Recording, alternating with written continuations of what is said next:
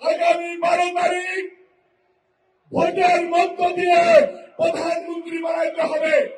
যশোর জেলা অনিন্দর ইসলাম আমির, যার সন্তান তিনি আমাদের প্রিয় নেতা মৃত্যুবরণ করেছেন তরিকুল ইসলাম। তরিকুল ইসলামের পরে আমাদের চাচি এই যশোরের নেতৃত্ব দিয়েছেন, আমাদের নেতৃত্ব দিচ্ছেন প্রিয় নেতা, প্রিয় বড় ভাই অনিন্দ ইসলাম আমির। এই অনিন্দ ইসলাম আমিরের সমাবেশ সফল করতে হলে তারেক রহমান সাহেব যখন মাঠে প্রবেশ করবে, সকল ছাত্রদল, যুবদল, স্বেচ্ছাসেবক দল, বিএনপি সহ সকল অঙ্গ সংগঠনের নেতা কর্মীদেরকে মাঠে এসে উপস্থিত হতে হবে। মাঠে এসে আপনারা উপস্থিত হবেন না? মাঠে আসবেন। আপনাদেরকে আরো স্পিড দেওয়ার জন্য স্লোগান দিচ্ছি।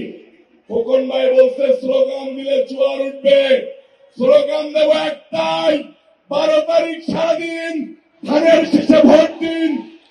সাথে আর একটা জিনিস যোগ হয়েছে, আলবটর আল শামস গুপ্ত বাহিনীকে প্রতিহত করার জন্য 12 তারিখ সারাদিন ভোট কেন্দ্র পাহারা দিন।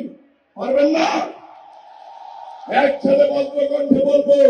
প্রথমে বলবো 12 তারিখ সারাদিন ধানের শীষে ভোট দিন, পরের বার বলবো 12 তারিখ সারাদিন ভোট কেন্দ্র পাহারা দিন।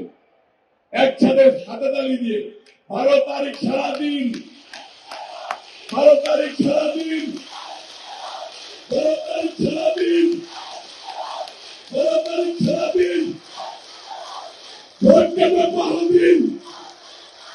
12 তারিখ সারাদিন ভোট কেন্দ্র পাহারা দিন। তারেক রহমানের শপথ দিন, ভোট কেন্দ্র পাহারা দিন। তারেক রহমানের সালাম দিন, ধানের শীষে ভোট দিন। মা বোনদের জন্য একটা স্লোগান হয়েছে না, ও মা মনকে রাখি, ও বোন মনকে রাখি, ও ভাই মনকে রাখি, ও মাসি মনকে রাখি, ও পিসি মনকে রাখি। জিতবে কোন শীষ? তারেক রহমান জিন্দাবাদ।